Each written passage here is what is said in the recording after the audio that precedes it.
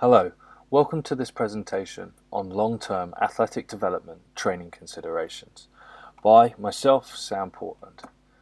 Now, for those of you who aren't familiar with me, this is just a short slide about me. I'm currently working in the Championship with Ealing Trailfinders, previously 4 seasons with Wasps, interspersed with multiple other consultancy agreements such as West London Track and Field, and as you can see on the bottom row, various semi-professional rugby clubs. And I've also undergone education through 2 universities in London, and whilst at my time at Wasps working with the senior sides, I had exposures to help assisting some of the England training sessions. So you're here to understand and find out what strength and conditioning is. Well, in a nutshell, strength and conditioning is the optimization of physical performance whilst minimizing the risk of injury.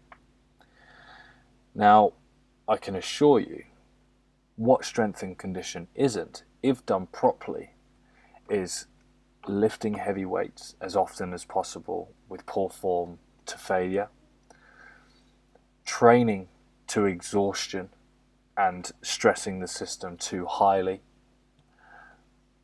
And a misconception with rugby especially is bodybuilding. None of those three create an effective, optimal training program which is going to allow you to develop, especially as a young athlete. So I'd like to confirm that strength and conditioning, again, is the optimization of the physical and mental capabilities of an athlete for the sports task itself. So now here on this slide you can see a range of sports, all different shapes and sizes, and all these people are trying to optimize themselves to perform at the highest level. So what we need to understand are the key components of performance. We have speed, which is pretty self-explanatory, power, which is the amount of force that you can produce in a specific amount of time, strength, which underpins a lot of all the movements that you will be doing and provides a good foundation of robustness in an athlete, agility, the ability to rapidly change direction to evade opponents, endurance, and this is a multifactorial component, of which this could be aerobic fitness, this could also be anaerobic fitness, which would mean your ability to perform repeated high speed efforts, but also your ability just to sustain an 80-minute match, for an example. Flexibility. The unsung hero of performance is flexibility, because being able to touch your toes, being able to get into the right positions is completely essential for fluid, optimal, enhanced movement. And this cannot be achieved if you cannot get into the right positions and you cannot put your limbs in the right place to negotiate all these tasks. Motor skills. Motor skills are incredibly important. These are your things such as running mechanics, which will impact your speed, your jumping ability, your ability to sidestep, your ability to understand your body's proprioception, which is the balancing act and understanding where your body is in space to achieve optimal performance. Now, as young, growing athletes, this is extremely important to understand, and we will touch on this later, how those two, proprioception and motor skills, are possibly the most important things that you could be understanding right now at the start of your strength and conditioning journey. So, what is LTAD? LTAD is long-term athletic development. And as you can see on this slide, it is the development of muscle, strength, and motor skill proficiency. Now, understanding this is a very, very broad topic. Let's just dial into a few little details. Long-term athletic development is also giving you the right appropriate dose at the right time of training to allow you to develop, whilst, as we said before, maximizing performance but also minimizing injury. If you were to use the analogy that you have a bucket of water, and that bucket of water represents you as a person and all your energy and all your effort that you have. If we train so hard that that bucket takes all the water out of it, because each training session we will lose a bit of water. So if we train so hard that we take it all out, we're going to have to spend a lot of time waiting to fill that bucket of water back up. So what you need to do is understand that if you just pour a little bit of water out, as an example, just to perform enough, the right amount of training for you at that time, and you can fill it back up, and you're going to maintain a full bucket, which means you as a person are full, are fresh, are ready, and it's not costing you anything. That is a really easy way to understand the balance of optimizing performance and minimizing injury. Young athletes and guys and girls at the start of their careers find this extremely difficult to handle, and this is why professionals like myself are involved to help you and to also manage you. So during this long-term athletic development, we look at, and you should be looking at, the fundamental skills, these fundamental motor skills which enhance your proprioception, such as running, skipping, hopping, and change of direction. And I think we could all agree that those are incredibly important to most sports.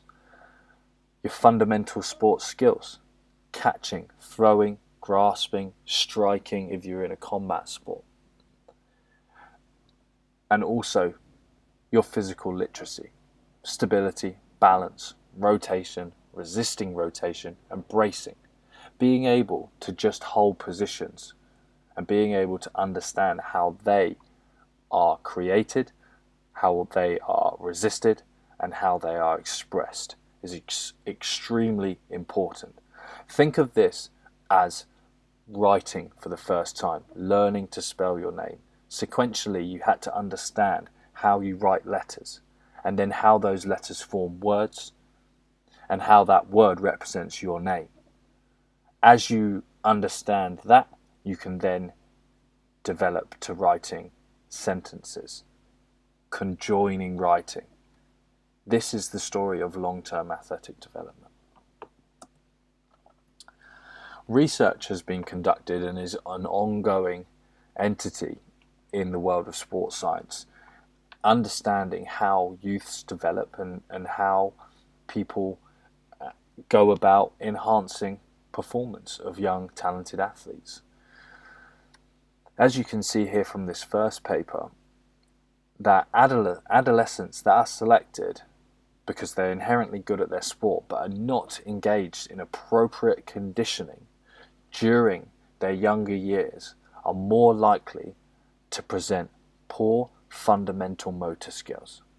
And then later in the same study, they allude to the fact that this is because of the unique opportunity to take advantage of the plasticity of the neuromuscular system. This is another good example to use with a baby. So when a baby is born, it cannot speak. But when a baby cannot speak and make sounds, it has the ability to form and speak any language in the world. This is all, and the outcome of that is a product of the language spoken to that child, which they will then in turn form the certain tones and sounds of the voices that they have been spoken to. Therefore, such in our country, they will learn the main dialects of English. Whereas in other countries, this could be French, this could be Spanish.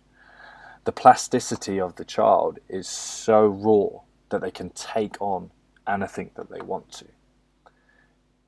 Your neuromuscular system at this time is very, very pliable, is very, very receptive. It's like the child that is learning to speak a different language for the first time. So let's understand some of the common myths around youth training. Resistance training stunts your growth. Now, this one is always banded around, and this is something that you hear regularly. And there's lots of papers that are studying this and have been and continue to do so. And what is missed, and what people usually assume is with this, is that this is influenced by poor practice, such as we have mentioned, of lifting weights heavy to failure, bodybuilding, and training to fatigue. Now, if done appropriately, physical activity is actually essential for normal growth and development. It's like watering a plant. It needs it to grow. It needs it to understand. This certain level of stimulus is what's going to keep it going, such as a steam engine. If you don't put coal in a steam engine, it's not going to create power. This is exactly the same as your body. And then on the other side, there is no evidence to suggest that resistance training negatively impacts growth and maturation during childhood and adolescence. So I think that's extremely important. I think more so what does impact growth, maturation, is sitting down all the time playing computer games, doing nothing, eating poor food and developing bad habits. Therefore, I think it's essential that young athletes engage in physical training, because it is not provided to them anymore in most of their settings. And now this does not include regular sport, because sport is a separate entity in itself. Yes, they will be running around, but at the same time, are they developing those physical components of performance, or are they just running, potentially developing poor habits of running and playing games? Yes, they will be developing their skill for the sports task, but are they developing efficient, productive movement behaviors, motor skills, and proprioception? Because if they don't, you will find that you get repetitive injuries of soft tissue nature, and heaven forbid we get ACL problems, which are occurring more and more in the youth populations. Furthermore, lifting weights is dangerous and will cause injury. Now, I'll only address this because it does get asked a lot. But as I've said before, if managed, and if a professional who understands how to effectively dose training and coach the young kids how to do so, then there is no cause of injury and no risk, because, like we've said, it's essential for development. A further research, and I think this is very, very important, is the adaptation in sports training book by Atko Viri actually has highlighted that low intensity training improves bone lengthening, and high intensity training improves bone density. So therefore, we do need to actually understand that it is essential, but it's how that we program it and how we put the package together. A low intensity training could be that of jogging, could be that of basic body weight training, could be all relative to the athlete's level. Whereas if someone struggles to do 2 push-ups, push-ups are actually high intensity to that person. But if someone could do 20, doing 2 push-ups is going to be very low intensity.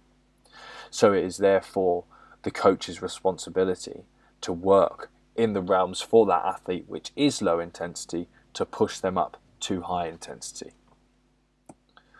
Now, looking forward, understanding the pillars for successful long-term athletic development, there have been highlighted 10, in which I have touched on, is understanding time, making sure that we engineer success, making sure that there are multiple stimuluses, multiple opportunities to grow, multiple chances for the athletes to express, learn, succeed and fail.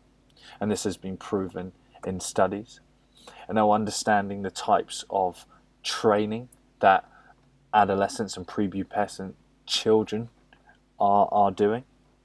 And you can see through the graphs at the bottom that there is significant improvements when athletes utilize strength training and aerobic training together to develop their physical qualities, such as throwing a ball, which is upper body power, jumping, which is lower body power, and VO2 max, which is a representation of conditioning.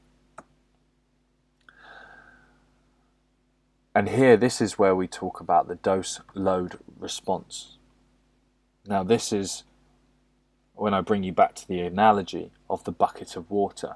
So understanding how much that you need to do to get better is really, really important. And what they found is that working with real minimum volumes actually helps young adolescents athletes develop better. And how young is too young to start training?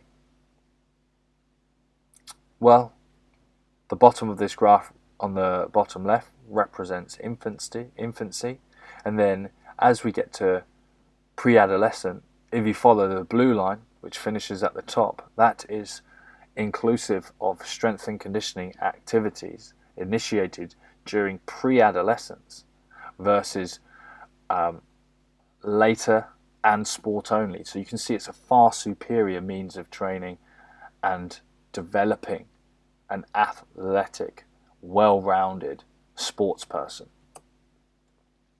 Now, there are a lot of models like this, and as you can see across the top, there's a representation of an age and what you need to be training to and how you need to train.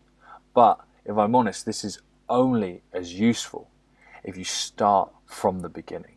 And this is where I find the biggest challenge with working with young athletes is that we always want to lift the heaviest weights first, and we want to do the most sexy stuff that we see on the YouTube highlight reels. But what we need to understand is that a 14-year-old could only have a training age of 0, and therefore within the model that is represented in front of you, they actually start with a chronological age of 2, and then we build up from there. Yes, there'll be accelerated development purely because of growth, but that athlete's training age is 0, and that is completely separate to chronological age. Now, understanding growth, maturation, and motor control. As you grow, the body must learn to understand its new size. This is where proprioception and motor skill are the most important things that young athletes can be understanding and working towards, supplemented with developing strength. Because if, for instance, I have a growth spurt and I've gone from having a leg that is 1 meter long to then 1 meter 10 centimeters long, my brain has to understand that new perception of speed, space, height, and depth to understand actually how we move. And what the body needs to do is ingrain with that highly pliable neuromuscular system at such a young age. They must ingrain the motor programming, the movement control, because otherwise they're not actually going to get better. They're not actually going to learn or understand. Now, we all know of the biggest child in the group who is the best performer, but then everyone catches up with them. There is no coincidence that this athlete plateaus. The reason why this athlete plateaus is because it has not had the most efficient training, because it's just relied on being strong and powerful in a cumbersome way. Now, what we do find is very interesting is the athlete that's diligent, spends time working, watching, understanding, maybe potentially grows at a slower rate, actually will supersede that person because they understand their new size, their new strength, and have much finer ingrainment of proprioception and neuromuscular motor skill control.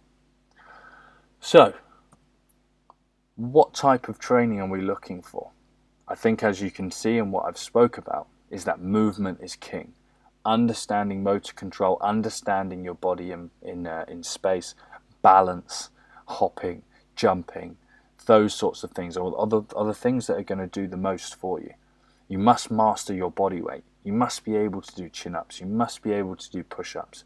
You must be able to hold braced positions so you have a strong, stable core. And jumping and sprinting appropriately, and understanding how to load your hips, understanding how to absorb force, produce force, accept force. And last but not least, staying mobile. That's one of the most important things that any athlete can do at any age. Because if you find yourself in compromised positions, then you must be able to understand how you get there and how you can get yourself out of it. And last but not least, from my experience of working in professional academies before, I'm going to give you a little bit of an insight at what they are looking for when selecting players. There are two things. One, the basics are done well. Catch, pass, be able to do your push-ups, your chin-ups, your squats, all of your body weight stuff. Just have a real good basic grounding, because that's when all the top level professional coaches will come in and help with the rest. And lastly, a willingness to learn. I think this is the most important thing, and this will get you as far as you can in all walks of life, is being open-minded, being able to take instruction and be able to act on that instruction in an appropriate manner.